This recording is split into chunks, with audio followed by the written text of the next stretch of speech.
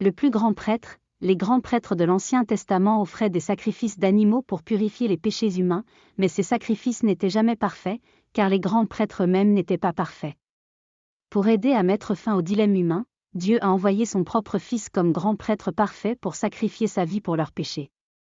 Le Fils de Dieu n'abattrait pas d'animaux pour les sacrifier, mais il utiliserait sa propre vie.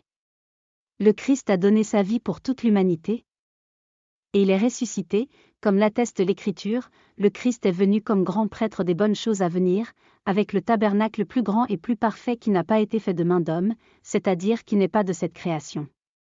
Ce n'est pas avec le sang des chèvres et des veaux, mais avec son propre sang qu'il est entré une fois pour toutes dans le lieu très saint, ayant obtenu la rédemption éternelle. Car si le sang des taureaux et des boucs et les cendres d'une génisse, répandant l'impureté, sanctifie pour la purification de la chair, combien plus le sang du Christ, qui par l'Esprit éternel s'est offert lui-même sans tache à Dieu, purifiera-t-il votre conscience des œuvres mortes pour servir le Dieu vivant. Et c'est pourquoi il est le médiateur de la nouvelle alliance, par le moyen de la mort, pour la rédemption des transgressions de la première alliance, afin que ceux qui sont appelés reçoivent la promesse de l'héritage éternel. Hébreux 9, 11-15.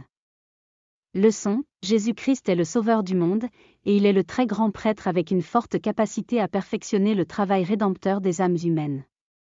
Il est venu sur terre, est mort pour les péchés des hommes, et est ressuscité pour donner la vie aux gens qui le suivent. Toute personne qui confesse Jésus-Christ comme son Seigneur et son Sauveur participera automatiquement à sa grâce rédemptrice.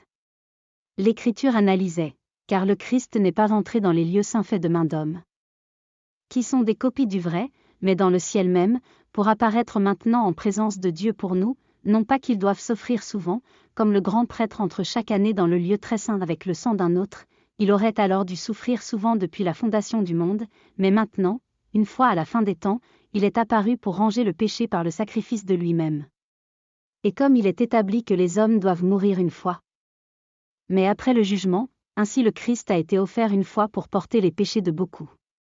À ceux qui attendaient-le avec impatience, il apparaîtra une seconde fois, en dehors du péché, pour le salut. Hébreux 9, 24-28. La prière, Alléluia, le Christ a sacrifié sa vie pour moi afin que je n'ai plus besoin d'aucun autre sacrifice. Loué soit Dieu, je participe à la grâce du Christ.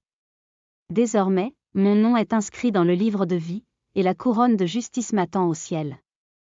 Loué soit Dieu, je suis sauvé et le ciel est ma maison. Amen.